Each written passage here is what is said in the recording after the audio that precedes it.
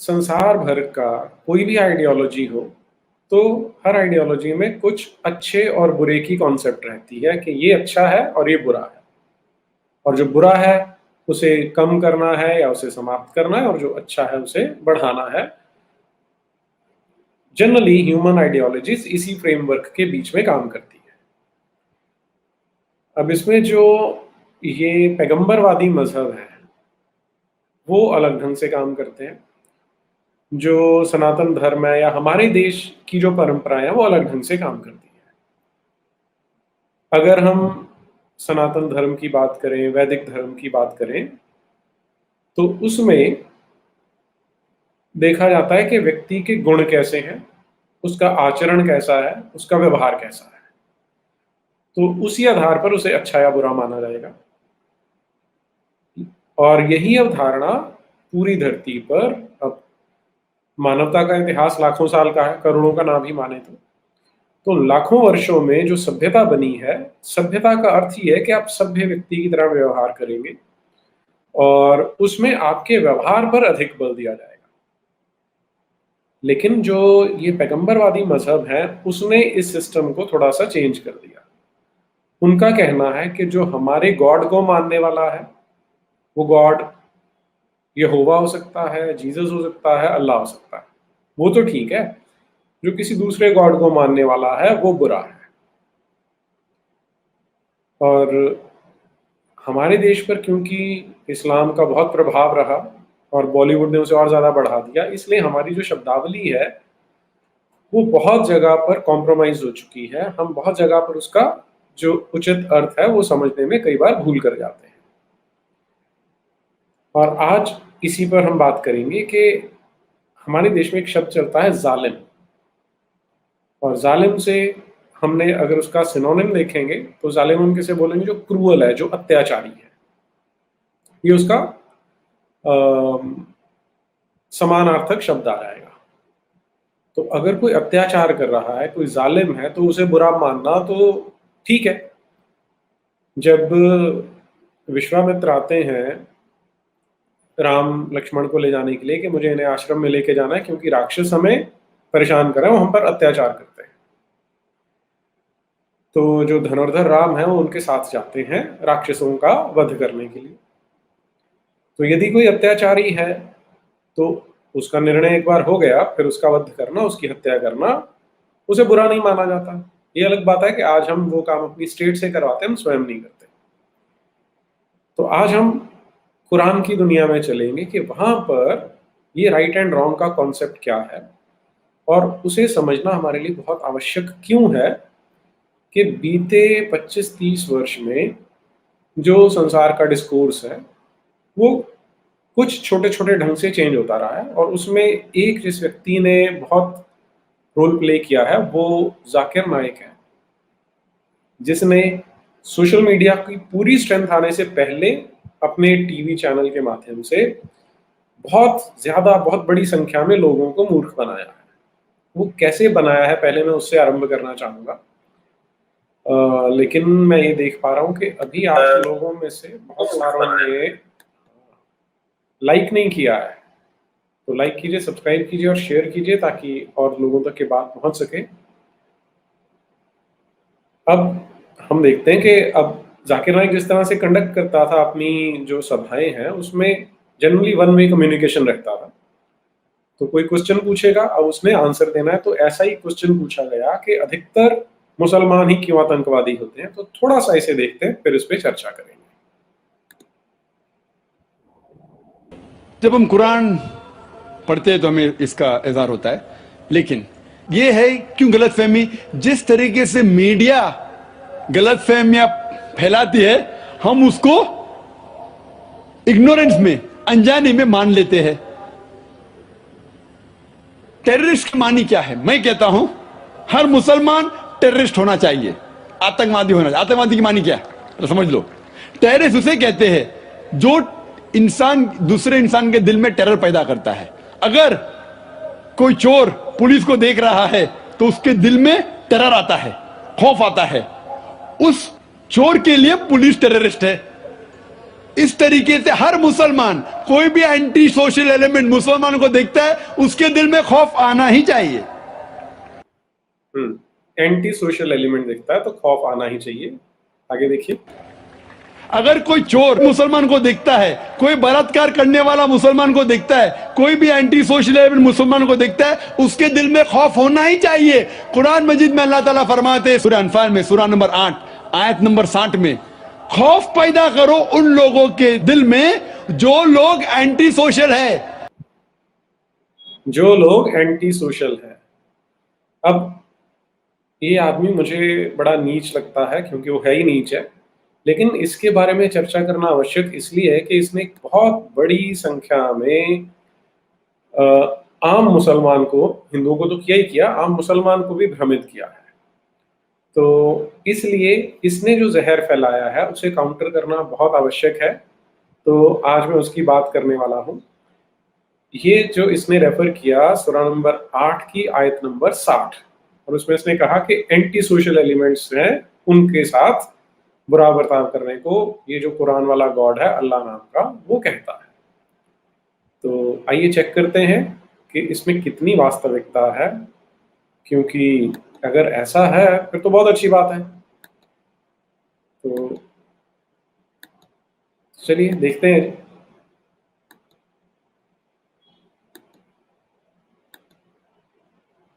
यहाँ हम चलते हैं, तो नए टैब में चलते हैं।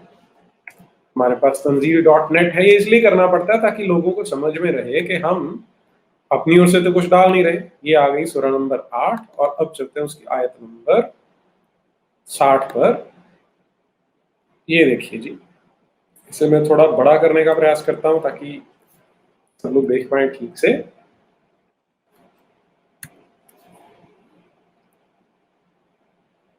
इसे समझने के लिए सिर्फ पिछली आयत भी देख लेते हैं ना, क्योंकि उसने चेरी पिक कर लिया। हम चलते हैं 859 पर।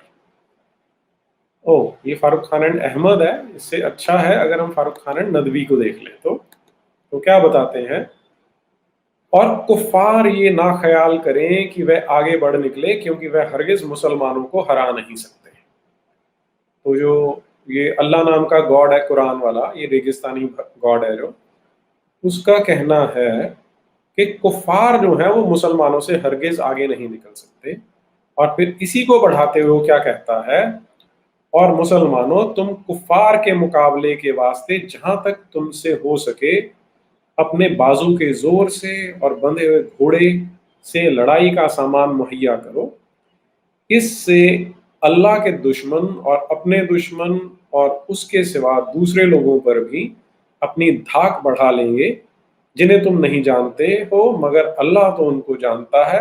और अल्लाह की राह में तुम जो कुछ भी खर्च करोगे वह तुम पूरा पूरा भर पाओगे, और तुम पर किसी तरह जुल्म नहीं किया जाएगा। तो यहाँ आपको आइडिया लग जाता है कि किस तरह से, इसे मैं क्षमा कीजिए बड़ा कर देते हैं।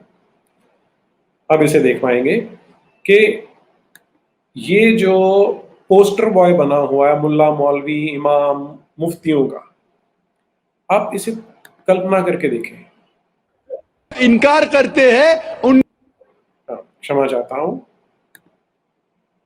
आप इमेजिन करके देखें कि एक इस तरह की विचारधारा, एक ऐसा मजहब है जिसके जो टॉप लोग हैं, मुफ्ती, आलिम, इमाम, मौलाना, उनका ये पोस्टर बॉय है। और पोस्टर बॉय क्यों है?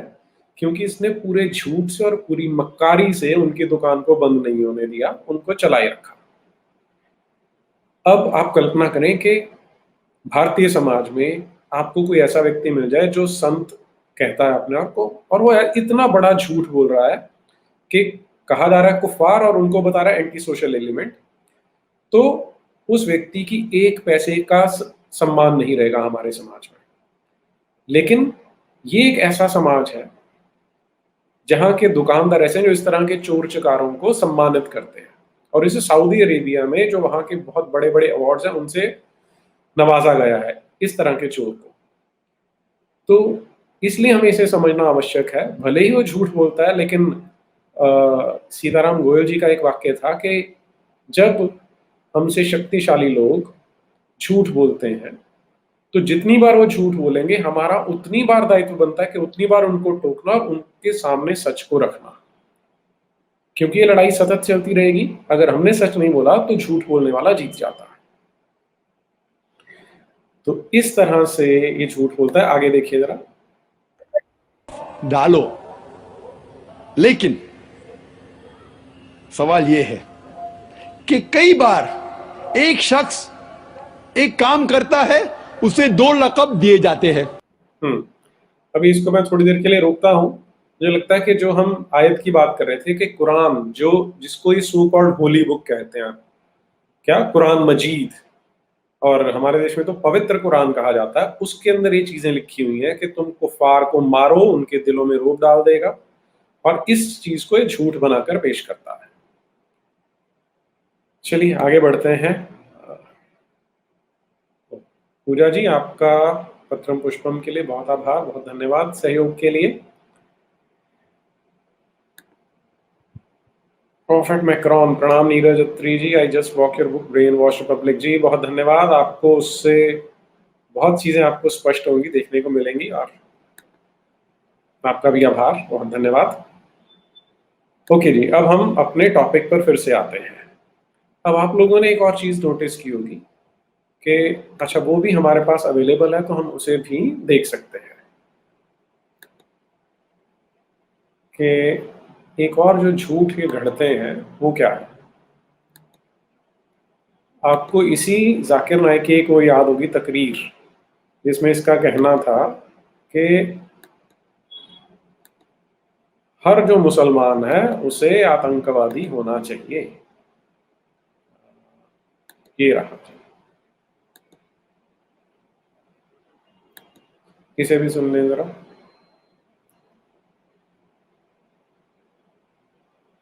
So you as a Muslim saying that Osama bin Laden is right or wrong? Have you checked up? Bombing in Nigeria, American consulate, Osama bin Laden, headline. Did or not? We don't know.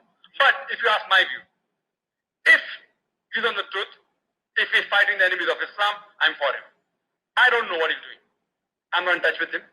I don't know him personally. I read only. So if he is fighting the enemies of Islam, then I'm with him. इससे बड़ा statement क्या चाहिए होगा। अभी हम देख के हटे हैं कि इस्लाम और अल्लाह के दुश्मन कौन है, कुफार या काफिर, और जाहिर है कि काफिरों से लड़ रहा है।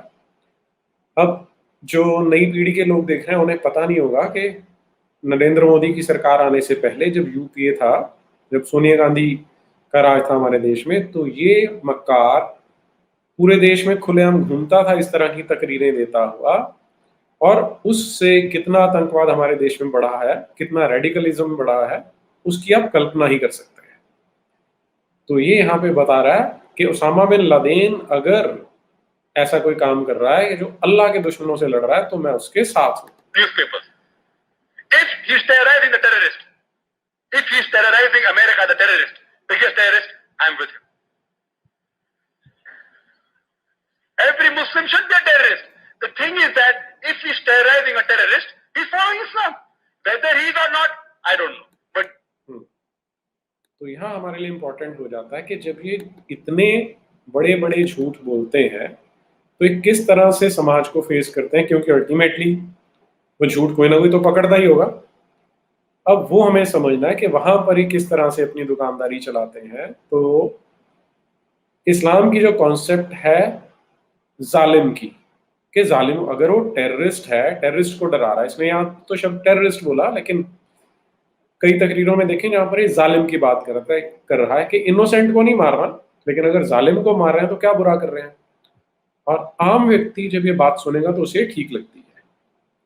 जी हाँ, कुछ लोग कमेंट कर रहे हैं कि इसके जैसे ढेरों भरे पड़े हैं। मैं आपसे सहमत हूँ, हजारों भरे हुए हैं।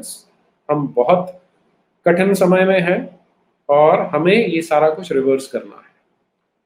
तो अब हम देखते हैं कि यहाँ पर जो ये जालिम की कंसेप्ट है वो क्या है, ताकि हमें ये क्लैरिटी रहे और आम लोगों के साथ, बाकी लोगों के साथ भी हम उसे शेयर कर पाए। तो अब यहाँ पर हम इसे देखना आरंभ करते हैं जी कि जालिम कौन है, किसे कहा जाता है।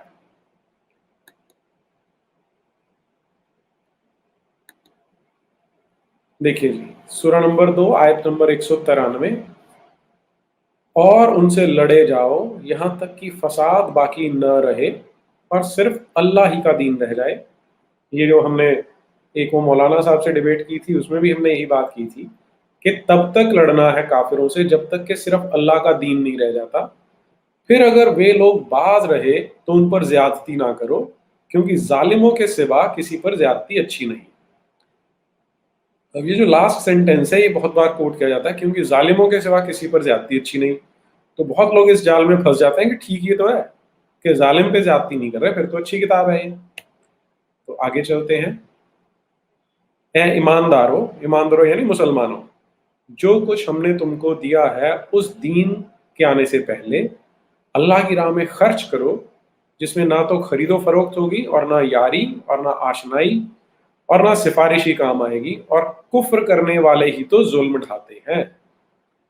तो यहाँ आपको स्पष्ट कर दिया कि जो कुफ्र कर रहे हैं, जो काफिर हैं, विच मीन्स सारे हिंदू आ जाएंगे, सारे सिख, सारे बौद्ध, सारे जैन, सारे नास्तिक इसमें आ जाएंगे, क्योंकि वो सारे काफिर हैं, तो जुल्म ढाते हैं। अब इन दोनों को मिला लीजिए आप कि उन पे तो ज्यादती कर सकते हो, क्योंकि जालिमों के सिवा किसी पर ज्यादती अच्छी नहीं। तो बाय एक्सटेंशन मुसलमान जालिम नहीं है, जो गैर मुसलमान है वो जालिम है, इसलिए उन पर आप ज्यादती कर सकते हो। ओके जी, आगे चलिए इसी सूरा में आयत नंबर 258। है रसूल, क्या तुमने उस शख्स के हाल पर नजर नहीं की जो सिर्फ इस बिरते पर कि अल्लाह ने उसे सल्तनत दी थी, इब्राहिम से उनके परवरदिगार के बारे में उलझ पड़ा कि जब इब्राहिम ने उससे कहा कि मेरा परवरदिगार तो वह है जो लोगों को जिलाता और मारता है, तो भी शेखी में आकर कहने लगा मैं भी जिलाता और मारता हूँ, तुम्हारे अल्लाह ही में कौन सा कमाल है। इब्राहिम ने कहा अच्छा, अल्लाह तो आफताब को पूरब से निकालता है, भला तुम उसको पश्चिम से निकालो।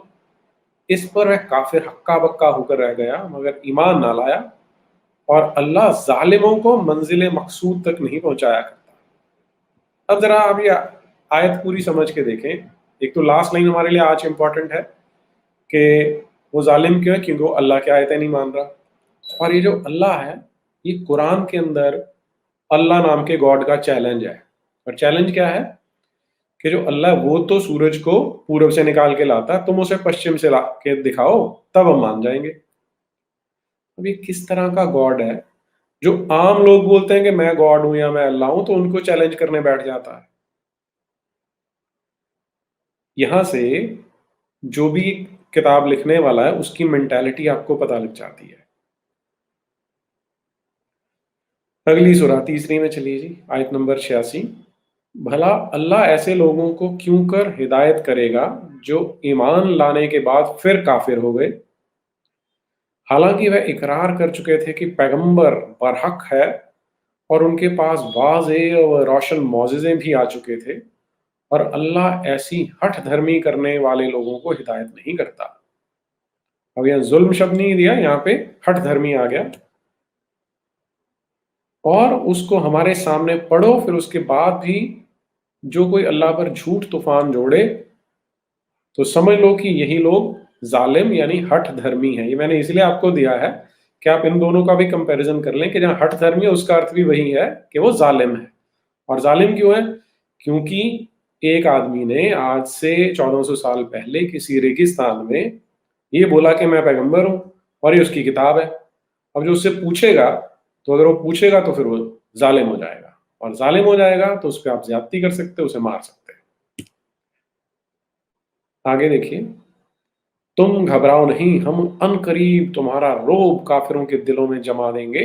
रोब यानी दहशत यानी टेरर, इसलिए कि उन लोगों ने अल्लाह का शरीक बनाया इस चीज बुत को जिसे अल्लाह ने, बुत यानी मूर्ति को जिसे अल्लाह ने किसी किस्म की हुकूमत नहीं दी, और आखिरकार उसका ठिकाना दोजक है और जालिमों का बुरा ठिकाना है। तो अगर आप मूर्ति पूजा करते हैं, अल्लाह के साथ शरीक कर रहे हैं, तो आप मुशरिक हैं तो आप जालिम हैं तो उनका ठिकाना दोजक है। ये जो गॉड है उसने एक स्पेशल दोजख तैयार कर रखे जहां पर वो मूर्ति पूजा करने वालों को डालेगा, क्योंकि वो जालिम है। 5वीं सूरा आयत नंबर 45। और हमने तौरत में यहूदियों पर यह हुक्म फर्ज कर दिया था कि जान के बदले जान। अब हाँ, ये आयत क्यों इंपॉर्टेंट है हमारे लिए? वो कहते हैं ना, an eye for an eye will make the world blind, कि आंख के बदले आंख का कानून तो संसार को अंधा कर देगा। तो यहां से आता है। और हमने तौरत में यहूदियों पर यह हुक्म फर्ज कर दिया था कि जान के बदले जान, और आंख के बदले आंख, और नाक के बदले नाक, और कान के बदले कान, और दांत के बदले दांत, और जख्म के बदले वैसा ही बराबर का बदला जख्म है। फिर जो मजलूम जालिम की खता माफ कर दे तो ये उसके गुनाहों का कफारा हो जाएगा। और जो शख्स अल्लाह की नाजिल की किताब के मुआफिक हुक्म न दे तो ऐसे ही लोग जालिम हैं। तो जो आई फॉर एन आई नहीं करता, जो बदला नहीं लेता, कान के बदले कान नहीं काटता, दांत के बदले दांत नहीं तोड़ता, और जख्म के बदले वैसा ही बराबर का जख्म नहीं देता, वो कौन है? वो जालिम है। वाह। आयत नंबर 51। है ईमानदारों, यहूदियों और नसरानियों यानी क्रिश्चियंस को अपना सरपरस्त ना बनाओ, क्योंकि ये लोग तुम्हारे मुखालिफ हैं, मगर बाहम एक दूसरे के दोस्त हैं। और याद रहे कि तुम में से जिसने उनको अपना सरपरस्त बनाया, बस फिर वह भी उन्हीं लोगों में से हो गया। बेशक अल्लाह जालिम लोगों को राह रास्त पर नहीं लाता। तो मुशरिक भी जालिम थे, और अब जो यहूदी हैं और जो ईसाई हैं वो भी जालिम हैं, क्योंकि अल्लाह उनको राह रास्त पर नहीं लाता। अल्लाह भी बड़ा महान है, पहले तो उनको यहूदी और ईसाई बना देता है, मुशरिक बना देता है, और फिर उनको सही रास्ते पे भी नहीं लाता। सूरा नंबर 6 आयत नंबर 21। और जो शख्स अल्लाह पर झूठ बोहतान बांधे, अल्लाह पर नहीं है ये, वो जो आदमी था ये मोहम्मद बिन अब्दुल्ला नाम का, वो कह रहा था कि अल्लाह है और उसने मुझे आयतें भेजी हैं। तो अल्टीमेटली अल्लाह की रसीद फाड़ रहे हैं, लेकिन बात तो अपनी कर रहे हैं। और जो शख्स अल्लाह पर झूठ बोहतान बांधे या उसकी आयतों को झुठलाए, उससे बढ़ के जालिम कौन होगा, और जालिमों को हरगिज नजात ना होगी। तो उससे बढ़ के जालिम कौन होगा? तो आप समझ जाइए कि अगर आपने आयतों को नहीं माना, अल्लाह को, रसूल को, पैगंबर को, कुरान को नहीं माना, तो आप सबसे बड़े जालिम हैं। आपसे बढ़ के जालिम कौन है? तो अल्लाह उनको हरगिज हरगिज नजात ना होगी। चलिए आगे चलिए। सूरा 6 आयत नंबर 33। हम खूब जानते हैं कि उन लोगों की बकबक तुमको सदमा पहुंचाती है, तो तुमको समझना चाहिए कि ये लोग तुमको नहीं झुठलाते, बल्कि ये जालिम हकीकतन अल्लाह की आयतों से इनकार करते हैं। देखिए कितनी सिविलाइज्ड सभ्य भाषा है होली बुक की। हम खूब जानते हैं कि उन लोगों की बकबक तुमको सदमा पहुंचाती है। वाह। चलिए जी, आयत नंबर 67 सूरा नंबर 6। और जब तुम उन लोगों को देखो जो हमारी आयतों में बेहुदा बहस कर रहे हैं, तो उनके पास से टल जाओ, यहां तक कि वह लोग उसके सिवा किसी और बात में बहस करने लगे। और अगर हमारे हुक्म तुम्हें शैतान भुला दे तो याद आने के बाद जालिम लोगों के साथ हरगिज ना बैठना। जालिम लोग हैं, क्यों जालिम लोग हैं? तुम्हारी आयतों पे बहस कर रहे हैं। तो आयतों पे बहस तो हो नहीं सकती, क्योंकि तो सीधा मानना है, अंधविश्वास है कि अल्लाह ने भेजी है। और अगर वो बहस करें तो वहां से टल जाओ, निकल लो वहां से, क्योंकि जवाब तो होगा नहीं तुम्हारे पास। लेकिन बाई चांस वहां रुक गए तो इसका मतलब है, क्या मतलब है? कि अल्लाह ने तुम्हें हुक्म दिया था वहां से चले जाओ, ये शैतान ने तुम्हें बुला दिया। तो याद आने के बाद फिर भाग जाओ वहां से फटाफट। तो बहाना भी तुम्हारे पास, अरे भाई शैतान ने हमें उल्लू बना दिया था इसलिए हम यहां से भाग रहे हैं। है ना कमाल? और ये वो लोग हैं जो कहते हैं कि हमारा रिलीजन सबसे सुपीरियर है, और हम लोगों ने कभी इसे कंटेस्ट नहीं किया, हमने इसे फेस वैल्यू पे सच मान लिया। यहां से आपको स्पष्ट हो जाना चाहिए कि जब वो जालिम की बात कर रहे हैं तो जालिम कौन है, उससे वो कोई क्रुएलिटी की बात नहीं हो रही, उससे कोई अनएथिकल बात नहीं हो रही। वो सिर्फ शब्दों का हेर फेर है कि नॉन मुस्लिम जो हैं उन्हें मार सकते हो, क्योंकि वे गॉड अल्लाह नाम का उसने उनको जालिम बोल दिया है।